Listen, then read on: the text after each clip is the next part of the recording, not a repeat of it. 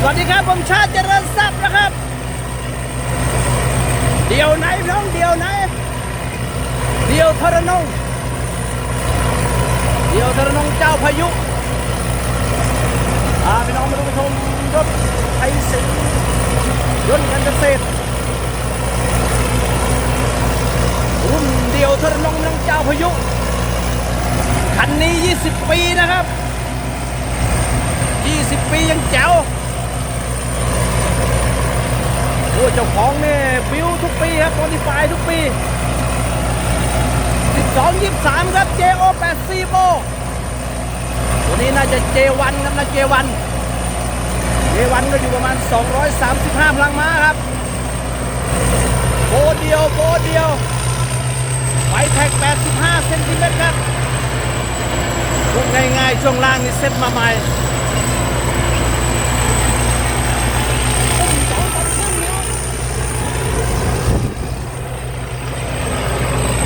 2 ตันครึ่งครับเดี่ยวทรนงลงเลอร์11 ลูกครับข้างบนอีก2ปากกว้าง3 เมตรอุ้ม2 ตันครึ่งน้ำหนักอยู่ที่9 ตันครับโอ้ยเข่าน้ำคักพี่น้องเอ้ยก็ขอ15ครับกิโล12 บาทเสียงโบอาจจะเงียบๆหน่อยใบแท็กนี่ซื้อมาน่าจะใบละ550ครับนะความยาว85เซนติเมตรโอ้วางครับสวยมากไร่ละ550 บาทครับนายหน้าเอาไป50โอ้สายพาน4สายพาน5 เส้นครับดูตามเลยเนาะ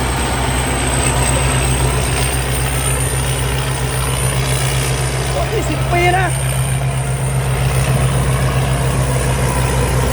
20 ปียังเปรี้ยครับ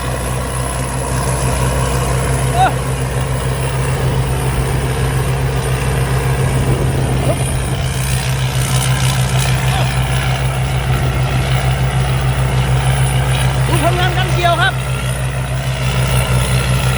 โอ้ไม่มีข้าวหล่นเลยพี่น้องแต่งตู้มาเท่ครับ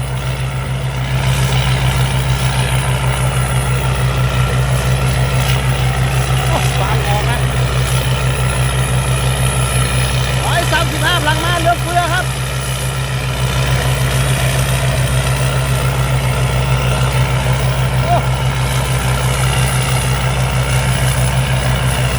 20 ปียังรอนะ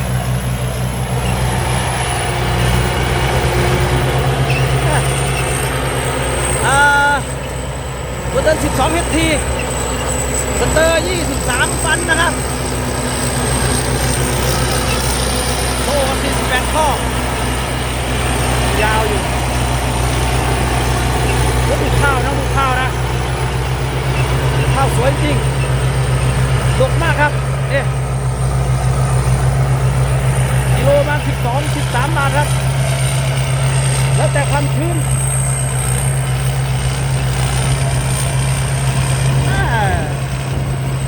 เดี๋ยวใจเย็นอยู่ครับ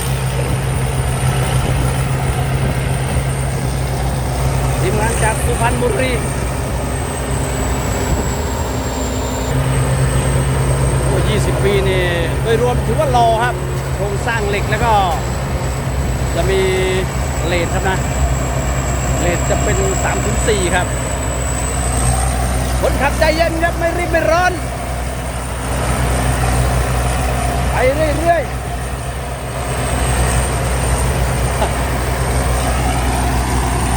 ไร่ละ550คนขับในหน้า50คนขับประมาณ50ค่าเชื้อเพลิงไร่ละ100ครับสำหรับฮีโน่ JO84 โบ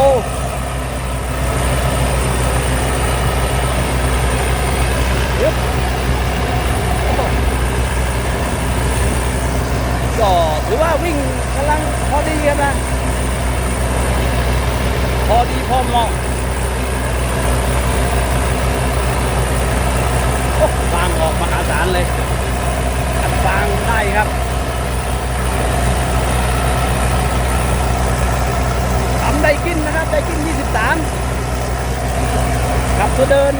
เตอร์นี่เอ๊ะมอเตอร์ดูก่อนพี่น้องจะมีไดกินกับโค90หรือคายาบ้าน่าจะไดกินครับ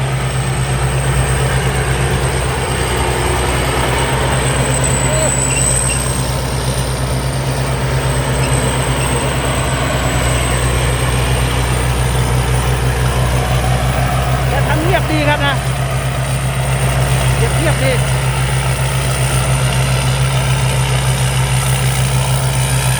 ก็ดูข้าวครับ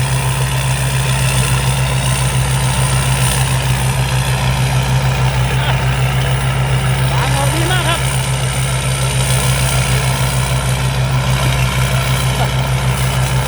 เดี๋ยวไหนเดี๋ยวทรนง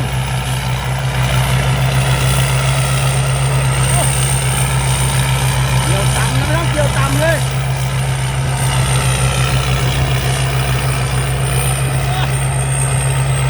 เดี๋ยวปึ๊ดนะครับน้ำมีคลุกคลิกข้าวไปสวยจริงเลยถุงด้วยจบด้วยราคาน่าจะ12 บาทครับนะชั่วโมงนี้เอาไปอีกวิ่งไหม235 พลังม้าครับ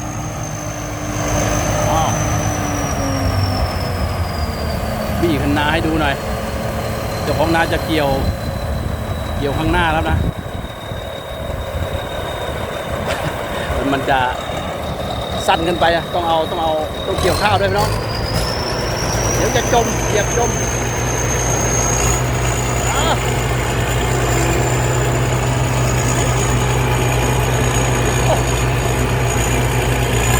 ยนต์แห้งกันนะ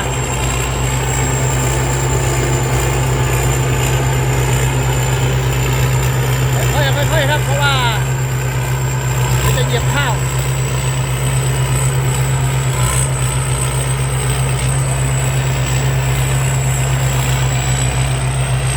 น่าจะประมาณ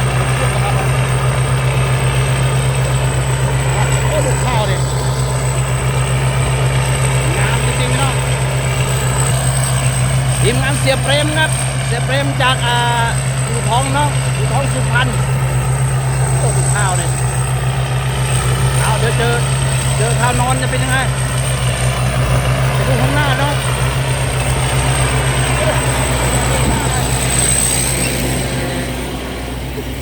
เจอข้าวนอนจะเป็นยังไง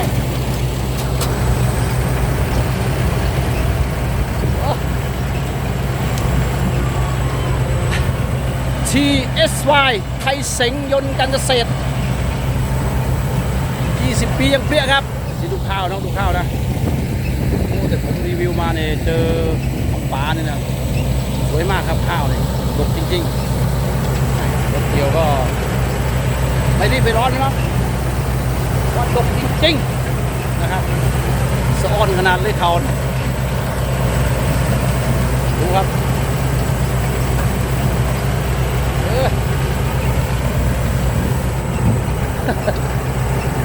ค่อยๆค่อยๆหนาครับเข้าหนาอัดประตูถอยหลังแล้วค่อยๆครับร้อนหนาจริงๆหนาทำให้ต้นเนี่ยฟางจะยาวครับแล้วใบพิษตัดก็จะตัดช้าหน่อยนะครับฟางมันเยอะปั่นก็จะติดปากติดท่อได้ต้องใช้ช้าเลยครับไม่เป็นไรครับ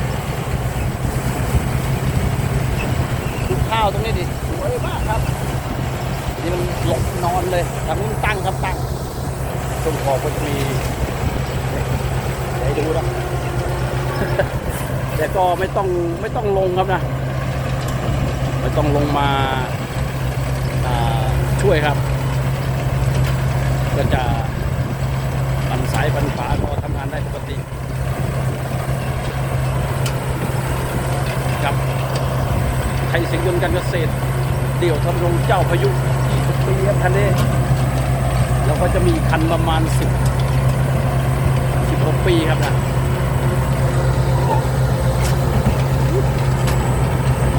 นะครับตรงนี้นอนเรียบเป็นหน้ากลองดีครับที่ว่าน้ำน้อยโอ้ถ้านอนน้ำเนี่ยก็มันจะเปียกอาจจะติดได้ครับ